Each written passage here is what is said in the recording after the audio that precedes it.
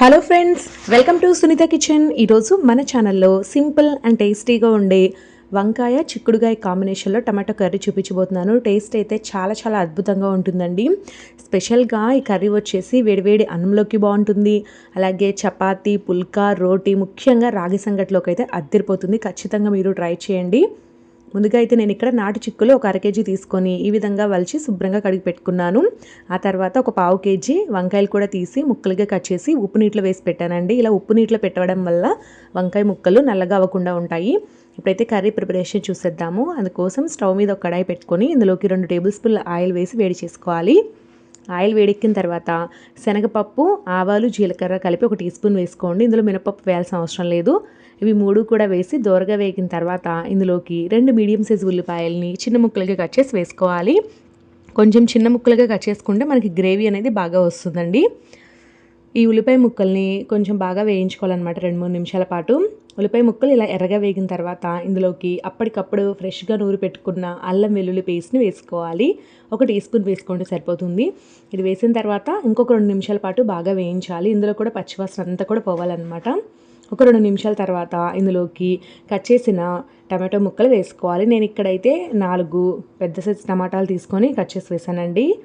టమాటా ముక్కలు వేసిన తర్వాత ఒకసారి బాగా కలిపి మూత పెట్టేసి ఒక 4-5 నిమిషాల పాటు కుక్ చేయాలి లో టు మీడియం ఫ్లేమ్లో.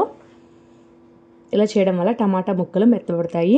ఆ తర్వాత మూత తీసి ఇందులోకి ఒలిచి శుభ్రంగా కడిగి పెట్టుకున్నటువంటి చిక్కుడుగాయ ముక్కలు వేసుకోవాలి.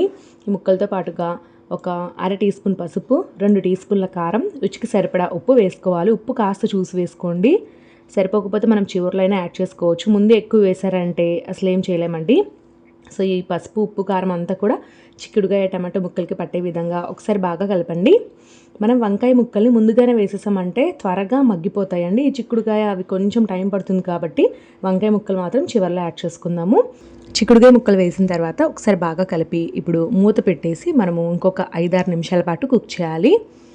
ఈలోపు ఈ చిక్కుడుగాయ కూడా ఒక 50-60% వరకు ఉడికిపోతుంది. ఆ తర్వాత మూత తీసి ఒకసారి బాగా కలిపి ఇప్పుడు మనం ఇందులోకి కట్ చేసిన వంకాయ ముక్కలు వేసుకోవాలన్నమాట. ఇలాగ చివరిలో యాడ్ చేసుకోవాలండి. వంకాయ చాలా ఫాస్ట్గా ఉడికిపోతుంది కాబట్టి ముందే వేసేసారంటే ఇది మొత్తం అంత పేస్ట్ లాగా అయిపోతుంది. సో ఆ విధంగా మాత్రం చేసుకోకండి. వంకాయ ముక్కలు కూడా వేసిన తర్వాత ఒకసారి బాగా కలిపేసి మూత పెట్టేసి ఇంకొక 4-5 నిమిషాల పాటు కుక్ చేయాలి. ఇదంతా కూడా లో టు మీడియం ఫ్లేమ్లో జరుగుతుందండి.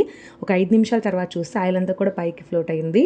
చూసారు కదా, ఈ వంకాయ ముక్కలు, చిక్కుడుగాయ ముక్కలు చాలా వరకు ఉడికిపోయి ఉంటాయి. ఇప్పుడు మనం ఇందులోకి తగినన్ని నీళ్ళు పోసుకోవాలి. నేను ఇక్కడ ఒక పావు లీటర్ వాటర్ అనేది యాడ్ చేస్తున్నాను. లేదు మీకు పులుసు ఎక్కువగా కావాలంటే ఇంకొంచెం వాటర్ అయినా యాడ్ చేసుకోవచ్చు. వాటర్ వేసి ఒకసారి బాగా కలిపి కొంచెం గరం మసాలా కూడా వేసుకోవాలండి ఇదే స్టేజ్లో. సో కొంచెం గరం మసాలా వేసుకుంటే టేస్ట్ చాలా బాగుంటుంది. అది మీ ఇష్టం అండి, నేనైతే వేయలేదు.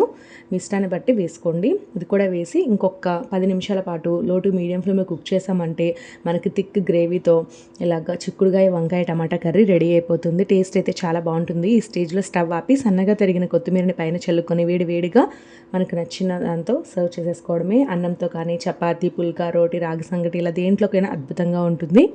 సో చూసారు కదా ఫ్రెండ్స్, ఈ రెసిపీ కనుక మీకు నచ్చినట్లయితే ఇలాంటి మరెన్నో సింపుల్ అండ్ టేస్టీ రెసిపీస్ కోసం నా ఛానల్ని తప్పకుండా సబ్స్క్రైబ్ చేసుకోండి. Thank you for watching.